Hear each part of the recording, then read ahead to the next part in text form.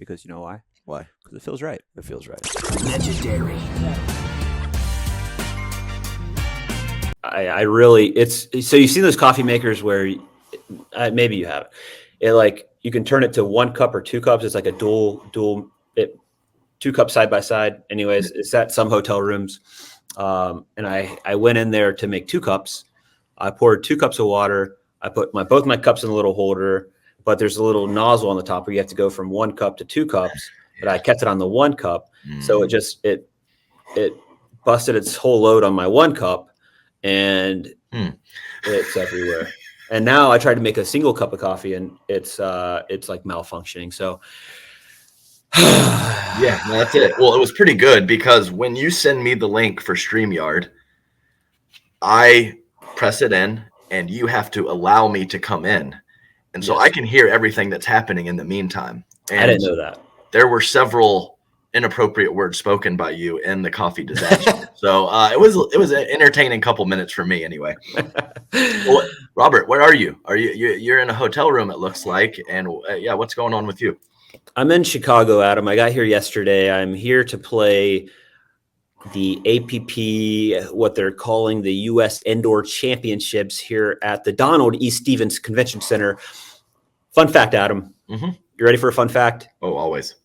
So this convention center obviously hosts more things than just pickleball. This might be the first pickleball tournament it's ever hosted indoors.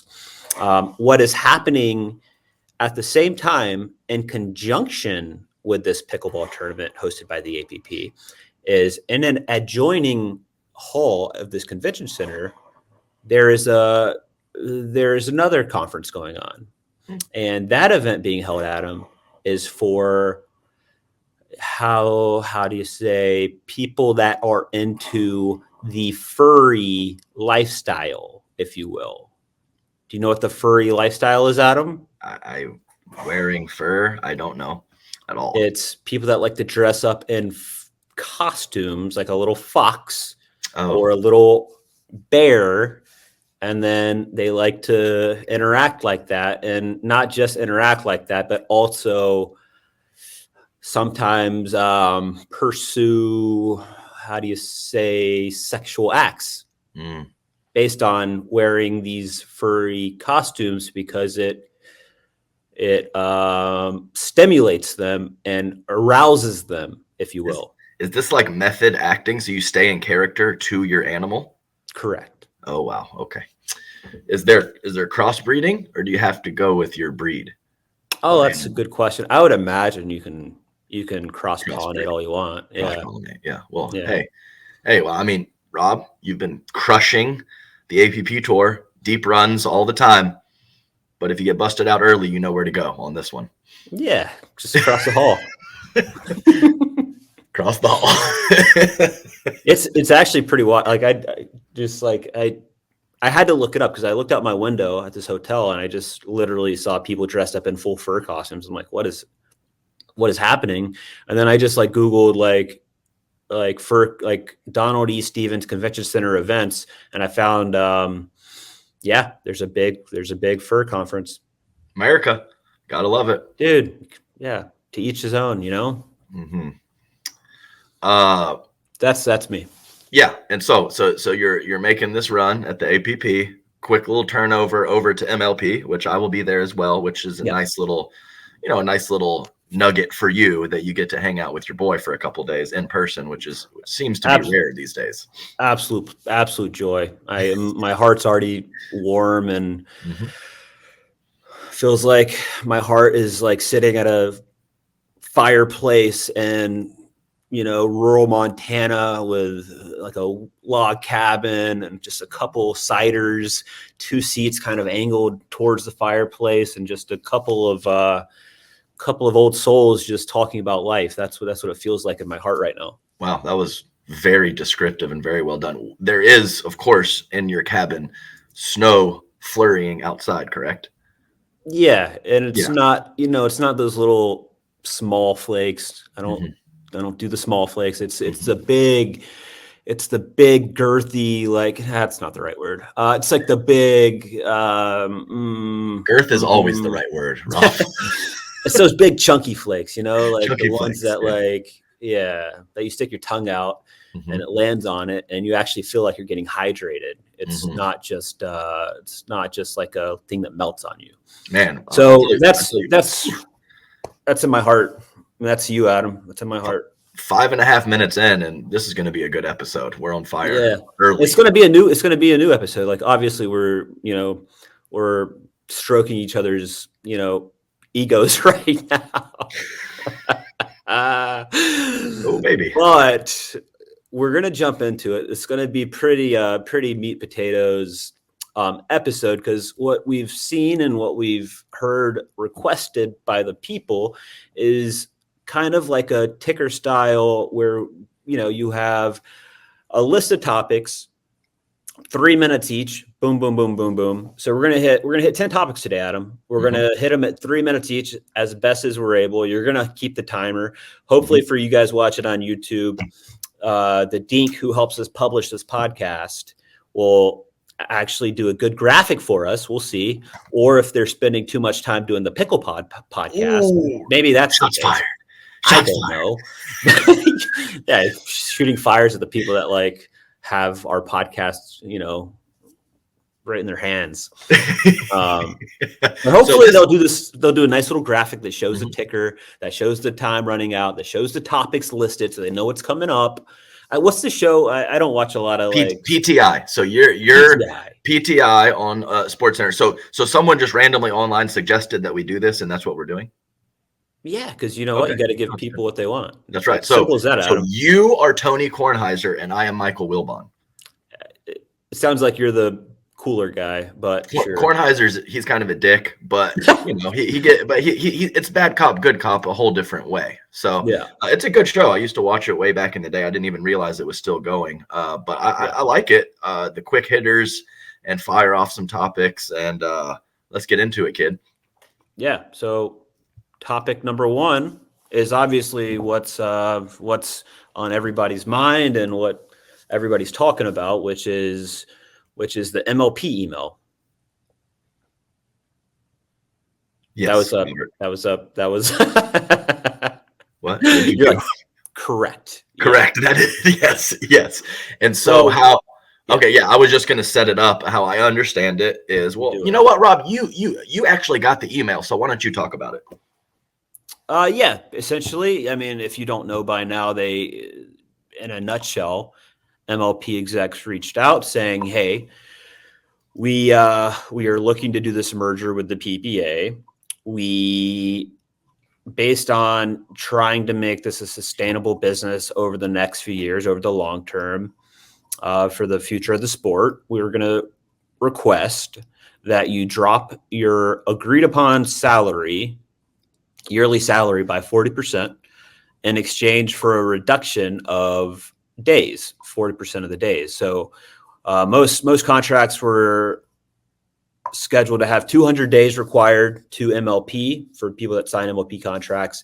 It got dropped to 120 is what they're requesting, along with that 40% pay decrease. So it's a request, and towards the end of the email, they say, if you choose to not do that and to stick with your original contract, we will have to figure out how to maximize those 200 days, which felt a little bit like, if you don't do this, we're gonna really put you to work and doing random things in random places for, so that's kind of the gist of the email. So that's what it was.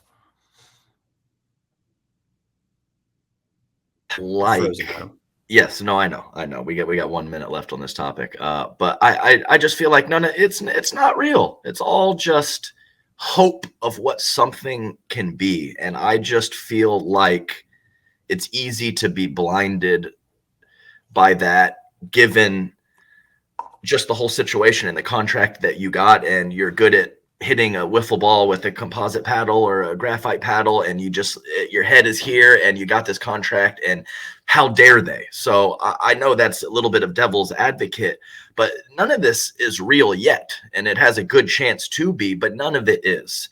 And let's be clear, I think that another option, and no one wants to do this, including the MLP and PPA, is just to pull the ripcord. And really, none of it will be real with these contracts in terms of bankruptcy and possibilities. This is intense. Yeah, so that's how I see it. And I know I'm not a player anymore, and that might hurt some hearts to hear. But that's a bit how I see it.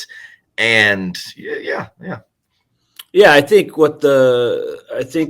what is real though are the contracts that are countersigned. You know, what do you mean? Explain to me. Yeah, I mean, correct. We're not in 2024, right? But we have signed contracts for 2024, 2025, 2026. When they committed this money as a professional organization, as business owners, as investors, as, you know, all the team owners and the league, you have to know what you're committing to. You have to know that are going to have the financial backing to pay these salaries and to pay, you know, the payroll that you've laid out and literally signed contracts with every player. So that's honestly, that's on them. Like you have to know what your finances are. You have to know how much you're committing, and you're going to have to know you can pay that. So why is that on us to be responsible for that? Because they're you guys, this big, is your heavy league. hitting business people, and you guys are pickleball players. That's I mean, that's a simple way of saying it. We didn't make up these salaries. You guys wrote us contracts and sent them to us, and we signed them. We didn't take this money from you. We didn't strong arm you into you paying us and signing these contracts. So you should have known what you're able to pay and what you're not able to pay. To come to us less than, you know, to come to us and give us basically a 2-day deadline to respond to this 40% reduction. It's insane. And to do it a month before we're supposed to get paid, before the contract's actually supposed to start, even more insane. So yeah. And just the whole, I know we're running out of time here, but the whole view of it, of like, kind of MLP and PPA execs saying like, you know, players should be doing this for the good of the sport so we can make this last long term. Okay, sure. But you guys shouldn't have signed contracts that you can't pay. That's all I got. No, that was great. I made my stance and you just rebutted it perfectly. That's what this is all about. And perfect segue into another one of our ticker topics for this MLP situation is the different stages of life that so many of these players are in. I mean, it's a huge variety.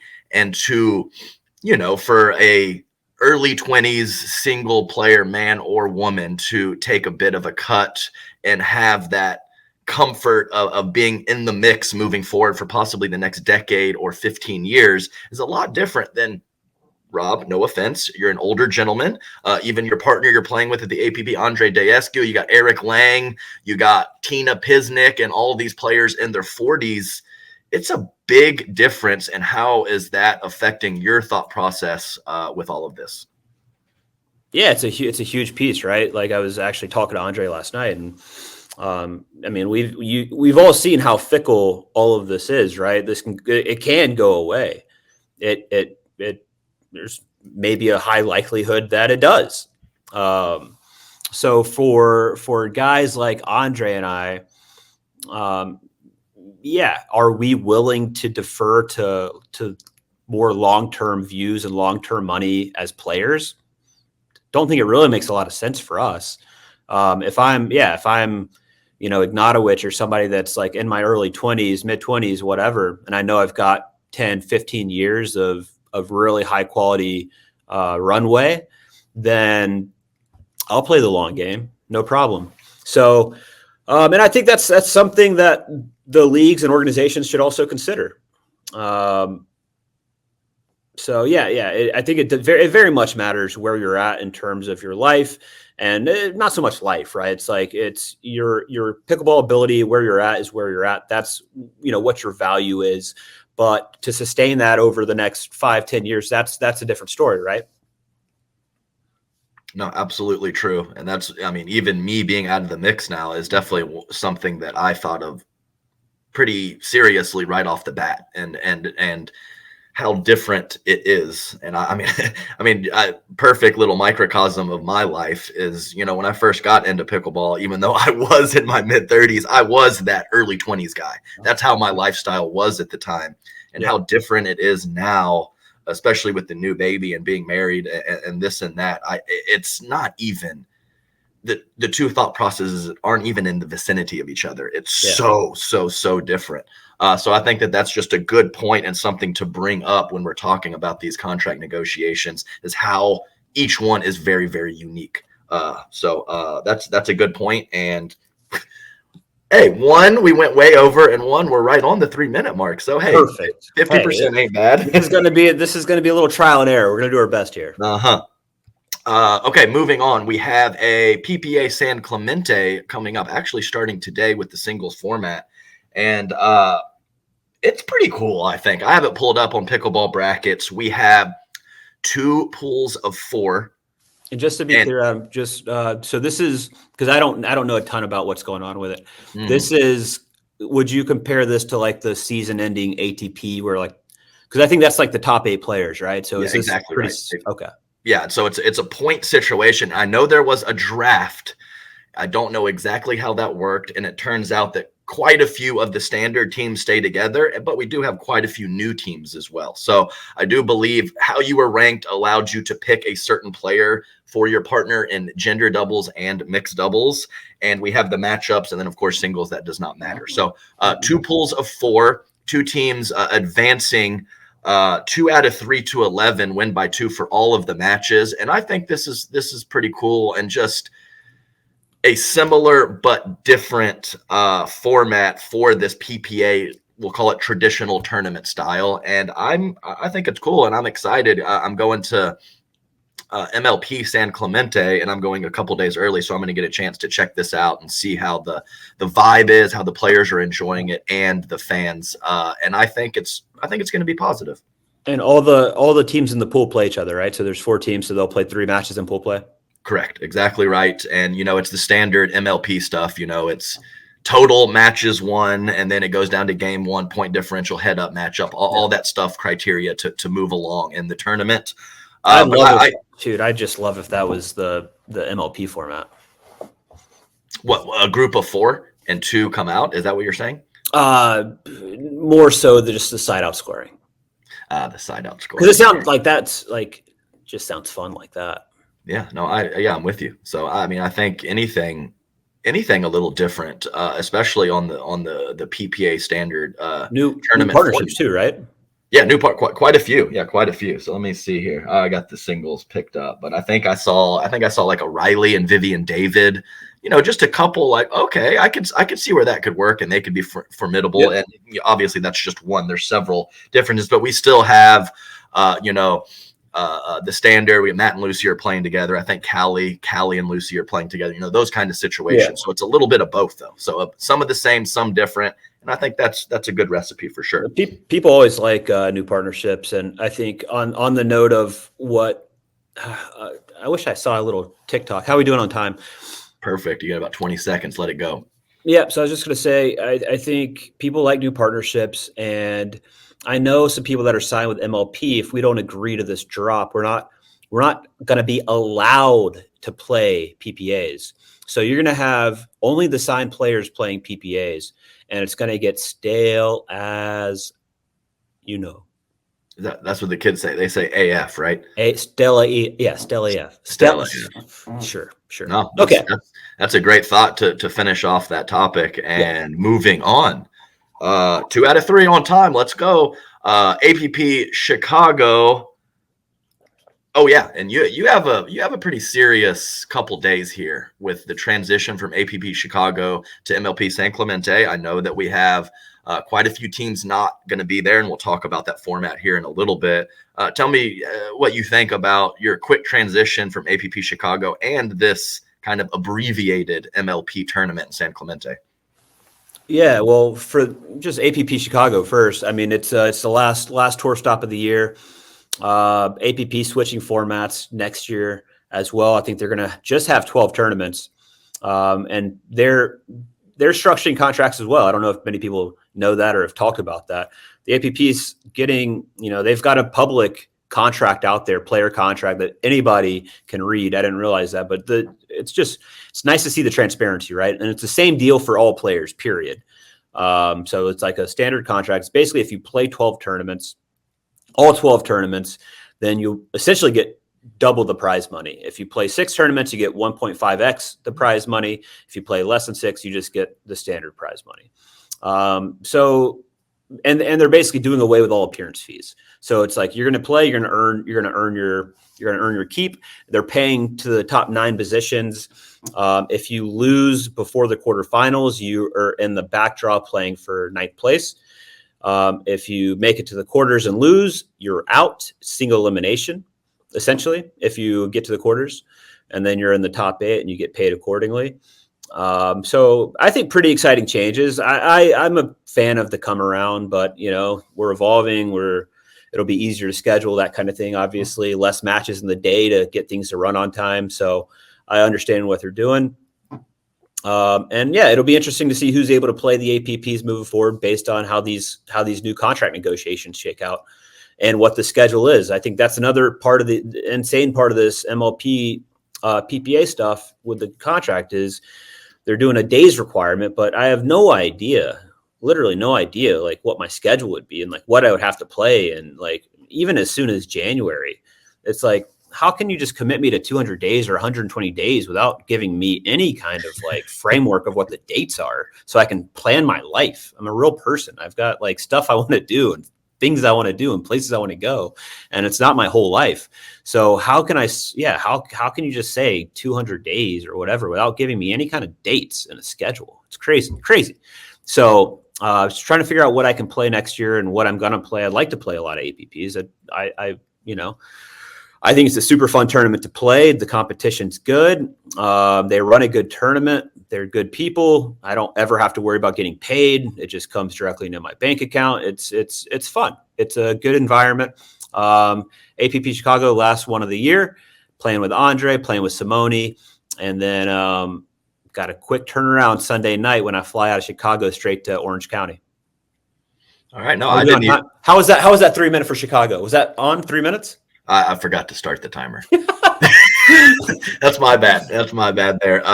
No, that was perfect. I didn't even know all the exact specifics of some of that APP stuff, and I like it. I think that's pretty cool with the kind of half come back around with the possible 9 plays. Just give them something to play for, and you got some hungry, talented kids over there on the APP. That they like that opportunity to show off their talents, and having something to play for in the back draw seems good to me. Yeah, no, I agree. So yeah, going into San Clemente, really quick turnaround. So Andre and I are on the same flight because his team, Orlando Squeeze, are playing on Monday at 2, I believe. 10. At 10. Okay, so yeah, so our match, St. Louis Shock, we're playing BLQK at 8 a.m. Monday morning. Andre and I fly out of Chicago at 7 p.m. from O'Hare. Yep, hard 8s. We land, I believe, at 11 p.m. in Orange County. I'm not going to be in bed before probably 12:30 or 1. Wake up at 6 a.m. for an 8 a.m. match. It's a brutal turnaround, and it's also kind of brutal because I might be making this whole trip. I'm based in Florida. I might be making this whole trip to play literally an hour and a half match. Then it's done, and then and then what? Yeah. So I believe we have 3 challenger teams. So the winner of your match will play the hard 8s, and then we have 4 premier teams that are going to have a little 4-team tournament as well. So we mentioned the abbreviated event, but still some pretty quality matches up there. And yeah, I hope we play you guys in the finals for challenger, because you're right, that'd be a quick hitter 90 minutes and just fly back to Florida from San Clemente. So yeah, part of the deal, but not ideal either. Not ideal, especially it'll be, I'm typically pretty tired after these APPs, and I usually partially due to Crohn's. Body just gets beat up a little bit and super fatigued and takes a little bit to recover. Don't feel it like while I'm playing, but definitely hits me like a couple days after. So it'll be an interesting, quick turnaround. Hopefully, I'm playing men's and mixed on Sunday, and then get to go to San Clemente. I don't even, to be honest, dude. I don't even. It's as a challenger player, dude. The reward for going is versus like the time and the flight and the travel and coming right off a tournament, the quick turnaround. It's like part of me like doesn't even want to go and play. I'm going to play because obviously I like to compete. I want to, play with my teammates, but like my flight, because I had one flight option, right? I'm flying like row 34 middle seat economy of United for like $600 one way. Like that's the only flight I could get on, basically, to where I get in at a reasonable hour and not like LAX at midnight and then drive an hour and yada yada. So it's expensive. Then obviously hotel for probably 1 to 2 nights in California is not cheap, and then flight back across the country. And, my appearance fee for Challenger is $1,500. And then, they do give a $1,500 stipend. So, $3K there, but you look at Martin, who's flying from Florida as well. His appearance fee is $750. His round trips, flights, whatever. He doesn't spend too much time away from his family. So I don't know if his whole family's going or not, but if he goes with the whole family, he's netting a solid negative. So it's just, it does. And then also obviously with like them asking for a 40% pay reduction, like that doesn't feel great. Like none of it feels good. Like I'm not stoked to like go compete for them, to help grow their league. Like, when they're basically, just toying with contracts. So it's, it all feels funny and not great, but. Well, Robert, at least we have a nice confetti background today, so that's gonna brighten up your spirits a little bit. And a new pod format. You went well over the 3 minutes. Yeah, but I thought it was good stuff, and so I wasn't gonna snip you right there. So I let it fly. Snip me. I need accountability. It was good stuff. It's good stuff. Okay. A little chat about some 2024 possible MLP format, and it's not ironed out yet. But a couple of things that I've heard is. 1 league, 24 teams, no challenger. I've also heard that there could be an option where we would still have a challenger, and it could be kind of a different allocation of teams. It could be 16-8, 16 in Premier, 8 in Challenger, or it could be the standard 12-12 again. So all options, I believe, are still on the table. No one has made a final decision there. What do you think about those 3 options? Do you have a preference? Yeah, my preference is to have one standard league. It's Major League Pickleball, right? So let's have it be Major League Pickleball. When you split it 12-12, 16-8, whatever, it feels like it's not Major League Pickleball. Challenger feels like it's essentially minor league. So I don't like it. I think we should just follow kind of a pro league format where you have a couple divisions, whatever, for however many divisions you want to do. Don't care. And then, I don't see any issue with number 1 players playing with the 48th player. Like the margin has gotten smaller and smaller. The talent pool has gotten deeper and deeper. Like if you had so Martin was the 48th pick, Martin Emmerich on my team. And he is a great player. He can play with anybody. He would be absolutely fine playing with anybody, against anybody, certainly playing with the number 1 player. So I don't see that being an issue in terms of quality. I think that's going to be absolutely fine. And I also think it's great because that's the whole premise of MLP is you get different partnerships. If you split it 12-12 again, you're just going to have the same crew of players playing the same people again, which is fine. It's good pickleball. It's exciting because it's MLP format. But I think it'd be super fun to see number 1 play with number 48. I think it would be a blast.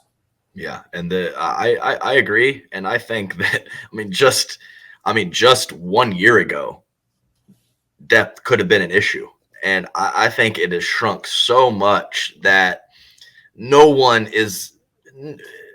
just really going to get full on exploited. Sure, going to have some patches with some errors, going to get lit up a little bit. Of course, you're playing against the best players in the world, but I find it hard to believe that it's just going to be a disaster and the product is going to suffer that much from the situation. So I think proof's in the pudding too, dude. It's like if you look at the last MLP, you had Fudge and Barr that came up to Premier, got called up. I think they went like they had losing records, I believe. Maybe not both of them, but I think they might have had both losing records in Challenger, and then had 500 or better record in Premier.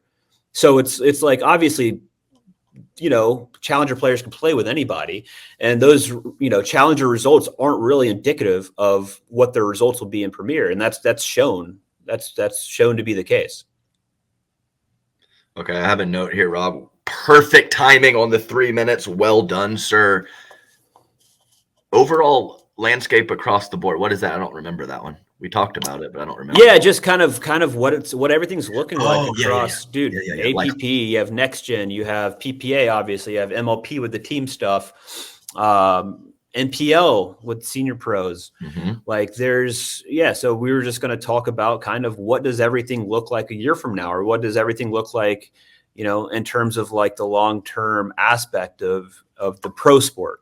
I feel like everyone has a place. Maybe that's just being naive and silly, but I mean, like you said, the NPL, you got the seniors involved. You have the minor league pickleball, and then of course the APP Next Gen, where there's a bit of a pipeline, or just a little help financially or coaching wise to kind of get some of those teenagers up into the mix. So when you obviously the head of the snake is that MLP PPA merger, but there's some pretty quality entities underneath, and I think having kind of that stepping stone approach to and have some options where you just don't have to get thrown to the wolves makes it great, and I think will give quite a few players or give them those options or that ability to kind of go for it or get in the mix more than if we had maybe less and more consolidated, as even though consolidation is good for a lot of ways. So I like it. And I think the stepping stone approach, a little spot for everyone is great. Yeah, I think what I've been impressed with, just kind of playing some APPs this past year, is I thought it was so silly when I first heard about it or saw it, was Next Gen. I was like, dude, what are we doing? It's not tennis. But to see some of it feels like it has been a pretty solid developmental tool in terms of bringing players along. Like I've seen players that started with that I had never even heard of, or, didn't even know their name, to now meddling at some of these APPs. Like Richard Livernese has gotten very good, and he's continuing to improve. And it's Junior Mint, Jack Monroe, you got Riley, there's Riley Boner. There's a lot of players that have really developed through the system by getting coaching from Chad. I know you helped with them for a little bit, and it's been interesting to see, because I think it's been good because it's kept them focused. It's given them support to go to a lot of these tournaments, to get experience, like in England, for example, for the English Open. It's just, I've seen it kind of go full circle, and I've been impressed with what they've been able to do in terms of actually develop players. Yeah, I think kind of in the moment when I was playing, there was just so many times that there was a younger player, man or woman, where you just didn't even think about them. You just didn't even consider it. It was always 4-1, you never considered losing. And then a few months go by, maybe they get a little bit better partner. They get a little bit stronger with their mental and physical game. And all of a sudden you're making more mistakes with them, and you're losing hands battles to them. And you're like, what the hell happened? And, on the outside looking in, or being out of the mix now, I think that's pretty cool, even though in the moment you're like, what the hell's going on here? It's great. It's great. I don't see how that can be bad. It's just all good stuff. Yeah, and this actually leads, I don't know how we're doing on time, but it feels like we're probably close to it. But that leads perfectly into our last topic in terms of development. Yeah, so we have we were discussing right before we click that button just how important it is to have, even if it's well in the future or it's might be a little unattainable, just to have a possibility of having a goal as a younger player playing a sport. That could be a pipe dream. Hey, I want to get to the Olympics. It could be, hey, I can get a college scholarship. Hey, I can possibly go pro in this sport if I develop, very quickly. So I think that is a really big thing, and having the youth and the juniors and having that option all the way through, whether it's starting at 4, 5, or 6, or 10, 11, or 12, whatever it may be. And when you get those things in place and have that, like some of the other bigger sports, that's when really the pipeline starts. Any thoughts on that from you?